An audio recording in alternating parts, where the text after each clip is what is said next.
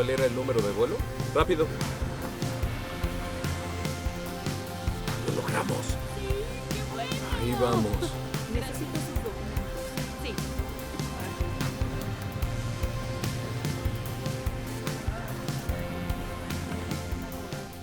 Se puede decir que es la persona más famosa en la historia. Más de 2.000 millones de personas afirman seguirlo. Eso es 1/3 de la población mundial. Es representado en el arte y la literatura, más que cualquier otra figura. La revista Time lo llamó la persona más influyente que haya vivido. Pero ¿quién es Jesús?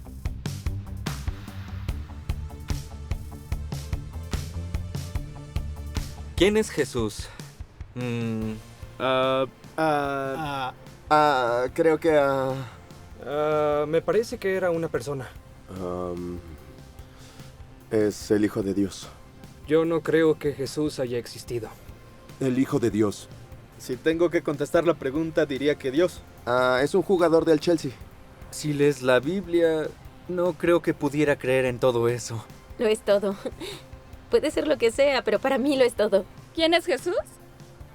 Para ser honesta, no lo sé. No soy súper religiosa ni nada, entonces supongo que es un salvador o algo.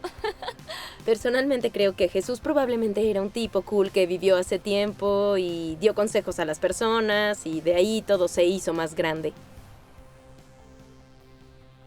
Gran parte de mi vida no fui cristiano. Yo provengo de una familia de abogados litigantes mediadores. Mi padre era abogado, mi madre era abogada, mi hermana es abogada. Mi hijo obtuvo la licencia, mi hija obtuvo la licencia. Mis abuelos de ambos lados fueron abogados. Mi tío era abogado. Si tuviera un gato, seguro habría sido abogado. Mi padre era judío secular. Él escapó del Holocausto. Gran parte de su familia murió en el Holocausto.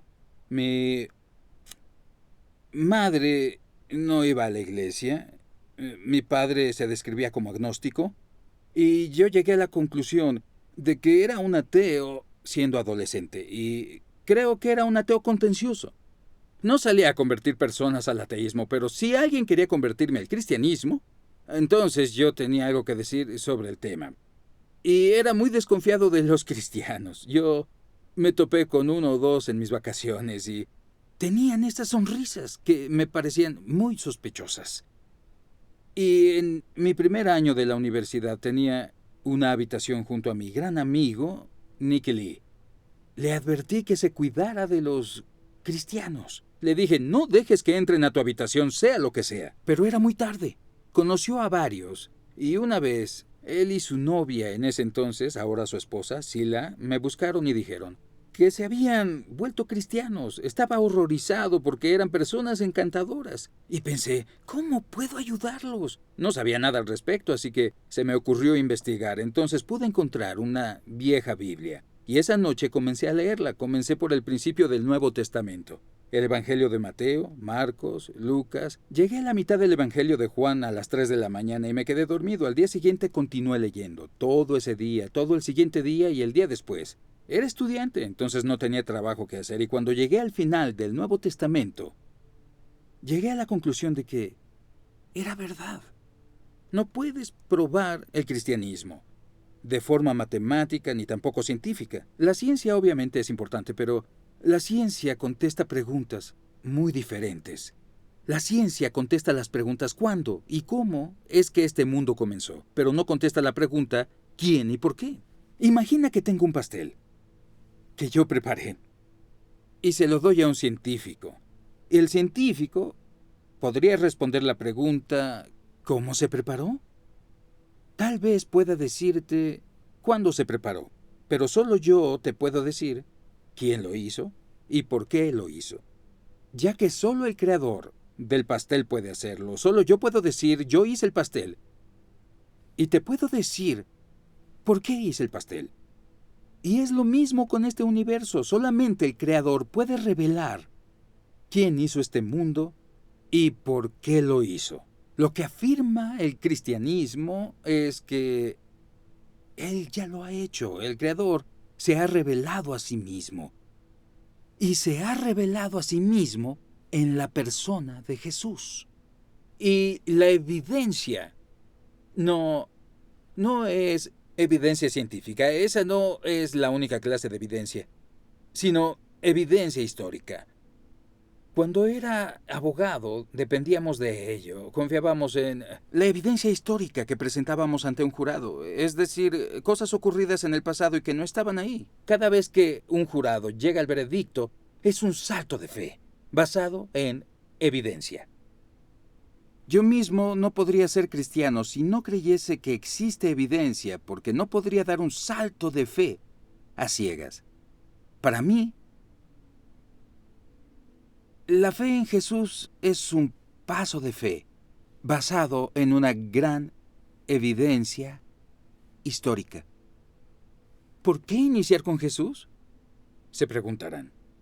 Yo no creía que hubiera un Dios, pero al final llegué a creer en Dios a través de Jesús, porque la resurrección de Jesús sugiere y afirma que este mundo tiene un creador, quien debe ser visto en relación y a través de un lente: Jesús.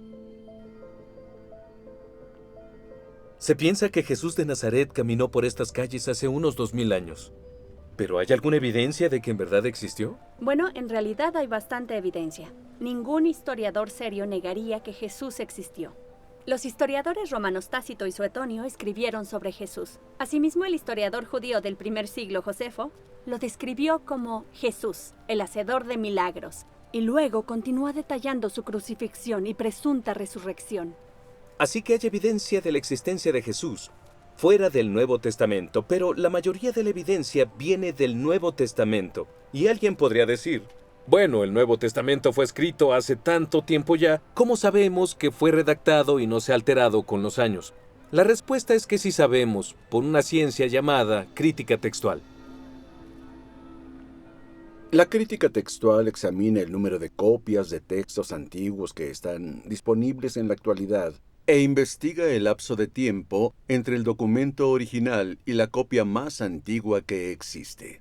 Básicamente, entre más manuscritos tengamos y entre más antiguos sean, de hecho existirá todavía menos duda sobre el original. Ahora, hay que comparar la Biblia con otros textos de la historia antigua, aquellos que son ampliamente usados en escuelas y universidades. Hablemos de los historiadores griegos Heródoto y Tucídides. Ambos escribieron en el siglo V a.C. Pero el texto más antiguo de esas escrituras que tenemos datan del 900 después de Cristo. Eso nos da un lapso de tiempo de 1300 años. Aún así, solo tenemos 8 copias del manuscrito para empezar. O hablemos del historiador romano Tácito. Hay un espacio de tiempo de 1000 años entre la redacción de su libro y nuestro primer manuscrito, y solo tenemos 20 copias. U otro clásico, las guerras de las Galias de César. 950 años entre la redacción del libro y nuestra primera copia del manuscrito, y aún así, solo tenemos 9 o 10 copias de estos manuscritos. De nuevo, con la famosa historia de Roma de Livio, hay un lapso de 900 años entre la redacción del libro y nuestro primer manuscrito, y solo tenemos 20 copias de este. Pero cuando se trata del Nuevo Testamento, es muy diferente. El Nuevo Testamento se escribió entre el 40 y 100 DC, y tenemos evidencia de manuscritos que de hecho pueden remontarse hasta el año 130 después de Cristo, y manuscritos completos del año 350 después de Cristo. También hay más de 5.300 manuscritos griegos, también 10.000 traducciones al latín, y contamos con otros 9.300. Entonces podemos estar bastante seguros de la precisión, la autenticidad y la integridad de las escrituras del Nuevo Testamento que se nos han transmitido hasta ahora. Lo más impresionante sobre la Biblia es que existe una distancia cronológica muy corta entre los eventos que se describen y entre nuestros primeros manuscritos. En muchos sentidos, los eruditos de Biblia están en una posición afortunada para poder revisar todos estos hechos y así averiguar que son mucho más confiables que algunas de las alternativas ya mencionadas. Y como erudito es más que un placer decir que yo confío en esto y lo tomo muy en serio. Es fundamental. El profesor F.J.A. Hort, uno de los grandes investigadores en el área de la crítica textual, concluyó que, por la variedad y abundancia de la evidencia en la que se sostiene, el texto del Nuevo Testamento se distingue absolutamente de lejos entre los escritos de prosa antiguos. Y ningún historiador secular discreparía con esa conclusión. Sabemos por la evidencia fuera y dentro del Nuevo Testamento que Jesús existió. Pero ¿quién era él? Bueno, sabemos que era un ser humano, tenía un cuerpo humano, comía, bebía, sudaba, se cansaba, sufría dolor y tenía emociones humanas. Amor, alegría, tristeza y experiencias humanas. Tuvo la experiencia de crecer en una familia, de la educación, de tener un trabajo, de ser tentado y experimentó la pérdida, el sufrimiento, la tortura y hasta la muerte. Muchos en la actualidad dirían, bien, era un ser humano, pero solo un ser humano. Tal vez era un gran maestro religioso, pero no más que eso. Otros dirían, era mucho más que eso. Bono, el líder de la banda U2, dijo: "No creo que puedas resolverlo fácilmente diciendo que era un gran pensador o filósofo, porque de hecho él decía que era el Mesías. Por eso fue crucificado.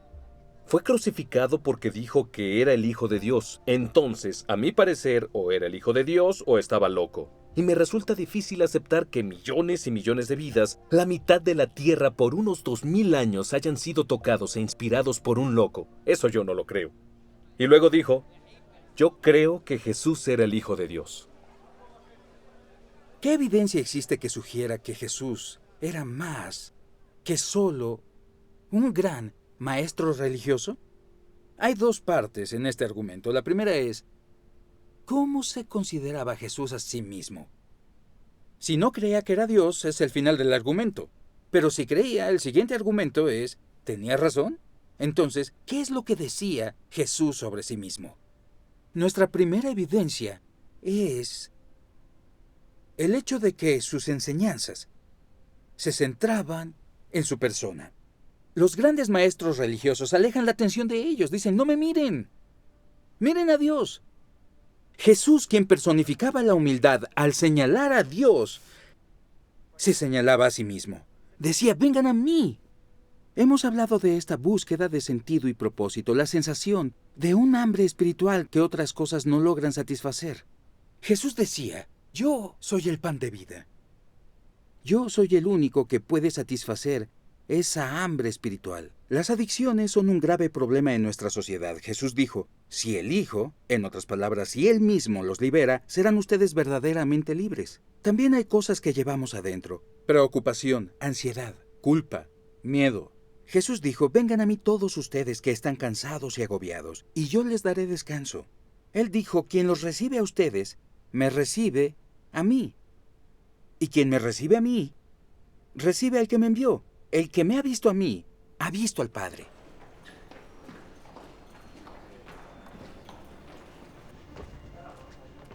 El perdón está en el corazón del mismo cristianismo. Jesús se presentó y dijo, sus pecados son perdonados. Si alguien peca contra ti, puedes perdonarlo, pero no puedes decirle a la gente, tus pecados son perdonados. Cuando Jesús dijo eso, los escribas dijeron, ¿quién puede perdonar los pecados si no es Dios? Pero Jesús afirmó que podía hacer eso. De hecho, Jesús dijo que había venido a dar su vida para que podamos ser perdonados. Una de las afirmaciones que Jesús hizo la encontramos en el Evangelio de Juan, capítulo 10, versículo 30. Jesús dijo, el Padre y yo somos uno. Ahora, hacer una afirmación como esta era vista por los líderes religiosos como una blasfemia. Era equivalente a afirmar que es Dios, y el castigo por esto era apedrearlo hasta matarlo. Algunos incluso recogieron piedras, y luego Jesús les dijo, les he mostrado muchos milagros de mi Padre, ¿por cuál de estos me van a apedrear? No te apedrearemos por ninguno de estos, respondieron, sino por la blasfemia, porque tú, un simple ser humano, afirmas ser Dios. Creo que cuando vemos toda la evidencia, está claro que Jesús sí hizo esta afirmación. Es una extraordinaria afirmación. Y una afirmación como esta debe ser examinada. Ahora, si lo consideras, solo existen 3 posibilidades. ¿No era verdad? Y Jesús sabía bien que no era verdad, en cuyo caso era un fraude. O no era verdad. Y solo él no se daba cuenta, genuinamente creía que era el Hijo de Dios, en cuyo caso era un iluso, diríamos que era un demente. Pero lógicamente solo queda una sola posibilidad. Y esta es que es verdad, estaba diciendo la verdad. C.S. Lewis, profesor de Cambridge, famoso por ser el autor de las Crónicas de Narnia, lo pone así. Un hombre que solo era un hombre y dijo las cosas que Jesús dijo, no sería un gran maestro de moral. ¿Estaría loco? ¿O tendría que ser el diablo? Debes decidir. O este hombre era y es el Hijo de Dios, o estaba loco, o algo peor. Pero no inventemos una tontería condescendiente de que era un gran maestro humano. Él no dejó abierta esta opción. No era su intención. ¿Tenía Jesús razón en lo que dijo sobre sí mismo? ¿Qué evidencia hay que apoye su afirmación? La primera evidencia son sus enseñanzas. Gran parte del Nuevo Testamento registra varias ocasiones donde la multitud se reunía para escuchar sus enseñanzas. Y en una ocasión, en una montaña como esta, más de 5,000 personas se reunieron para oír las enseñanzas de Jesús. El Sermón del Monte es ampliamente reconocido entre las enseñanzas más grandes de todos los tiempos. Las enseñanzas de Jesús han sido el fundamento de nuestra civilización. Muchas leyes se basaron originalmente en la enseñanza de Jesús. Ama a tu prójimo como a ti mismo. Traten a los demás tal y como quieren que ellos los traten a ustedes. Y esta totalmente revolucionaria. Amen a sus enemigos. De hecho, hemos avanzado en todos los campos de la ciencia y la tecnología, y aún así, en 2000 años, nadie ha mejorado las enseñanzas de moral de Jesús. Son las palabras más grandes jamás mencionadas. Son las palabras que esperarías que Dios dijera.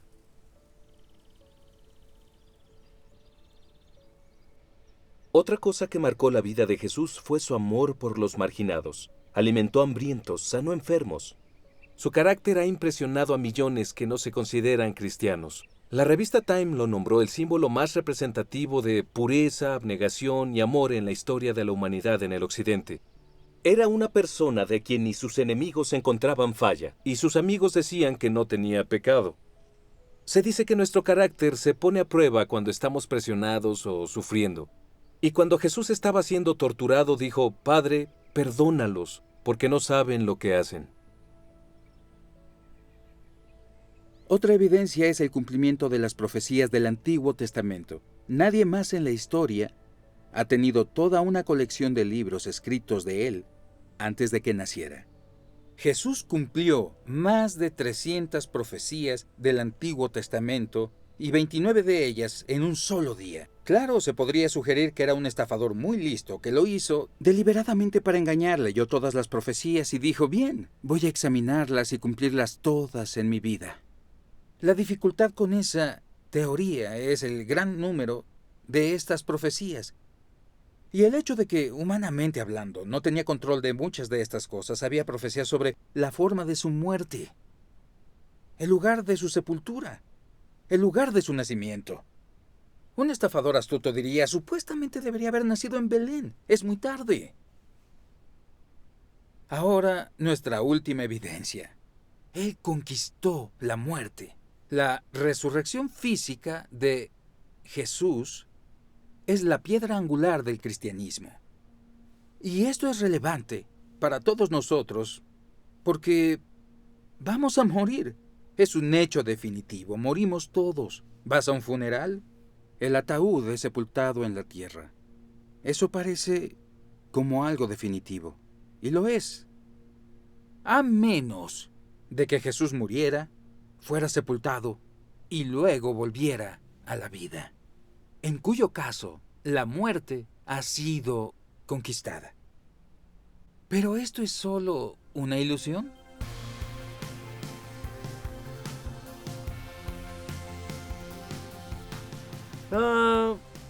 Resucitó. Es lo que me enseñaron. No sé, no puedo decir sí o no. Sí, yo sí creo que Jesús resucitó. Como hombre de ciencia, creo que eso es algo imposible. Pienso que sí. No. Sí, sí lo creo. Yo definitivamente no creo que Jesús haya resucitado. Sí, yo no creo que lo hiciera. No. Jesús no volvió de la muerte. Es ridículo. Podría usarse como metáfora, ¿no? Pudo ser como por alucinógenos. Sí, claro que sí. Yo creo en eso, al 100%. La relación que tengo con él es prueba suficiente. No estoy segura, no he investigado. Yo no lo sé, no lo sé. Existen 4 evidencias para la resurrección. La primera es su ausencia en la tumba. Nadie ha podido explicar de forma satisfactoria cómo es que el cuerpo de Jesús no se encontraba en la tumba el primer día de Pascua. Las personas han inventado toda clase de explicaciones. Por ejemplo, tal vez las autoridades robaron el cuerpo. En ese caso, ¿por qué no lo presentaron cuando las personas empezaron a decir que había resucitado? O tal vez ladrones robaron el cuerpo. Pero cuando los discípulos oyeron que Jesús fue visto, corrieron a la tumba y descubrieron que la tumba no estaba vacía. Dentro de la tumba estaba la mortaja en la que Jesús había sido envuelto. La única cosa valiosa que un ladrón podría haber robado seguía ahí. La mortaja se encontraba como el capullo de una oruga cuando la mariposa sale. Y la parte que envolvía la cabeza de Jesús había sido doblada y estaba en un lugar diferente. Cuando vieron eso, ellos creyeron. La segunda fue su presencia con los discípulos. Jesús fue visto en más de 11 ocasiones, en una ocasión por un grupo de unas 500 personas. Algunos dicen podría haber sido una alucinación. Las alucinaciones pasan entre personas muy inquietas, muy sensibles, muy imaginativas, o personas enfermas o drogadas. Pero los discípulos no entraban en esas categorías. Había cínicos como Tomás, pescadores rudos, recaudadores de impuestos, y ellos no alucinan. Ahora, la tercera evidencia es la transformación que vemos en los discípulos.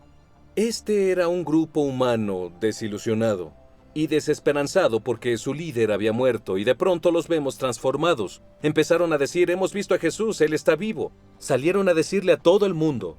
Y después, prácticamente todos fueron asesinados, crucificados, torturados, decapitados, debido a lo que creían.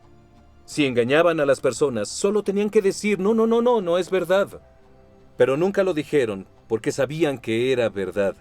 La resurrección transformó sus vidas, y como resultado, este extraordinario movimiento se extendió a todo el mundo conocido.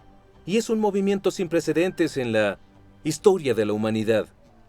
Y la cuarta sigue pasando en la actualidad. Ahora hay más de 2.300 millones de cristianos en el mundo, de todas las etnias, continentes, economía, nacionalidad, sociedad e intelecto. Todos ellos hablan de este encuentro con Jesús resucitado.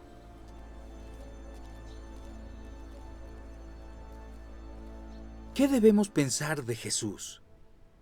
Me parece muy claro que Jesús realmente afirmó ser un hombre cuya identidad era Dios. Y cuando revisamos la evidencia de sus enseñanzas, su vida, su carácter, el cumplimiento de las profecías y su resurrección, decir que estaba loco o era un fraude me parece absurdo, ilógico, de hecho, impensable.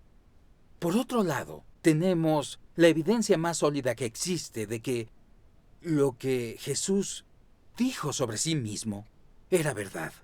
Y cuando yo miré la evidencia, cuando leí el Nuevo Testamento, llegué a la conclusión de que era verdad.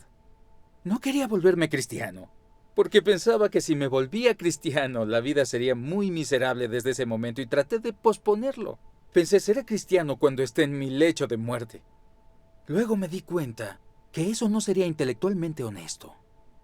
Entonces, a regañadientes, fue que dije, de acuerdo, sí. Y en ese momento, todavía puedo recordar ese momento con claridad. Bajó de aquí, de mi cabeza, convencido de que era verdad. Aquí a mi corazón, tuve la experiencia de una relación hermosa con Jesús. Y encontré lo que, en retrospectiva, inconscientemente había estado buscando siempre. Algo que pudiera darle el máximo sentido y propósito a mi vida, y este era el último lugar en la tierra donde esperaba encontrarlo.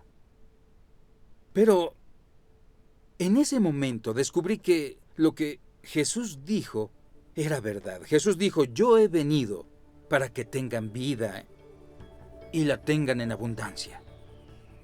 Realmente es verdad que Dios se reveló a sí mismo en Jesús. Jesús en verdad es quien afirmó ser. Jesús realmente resucitó. Hay esperanza después de esta vida. Hay esperanza para esta vida. Ahora mismo, en esta vida, en un encuentro con Jesús, encontramos vida y vida en abundancia.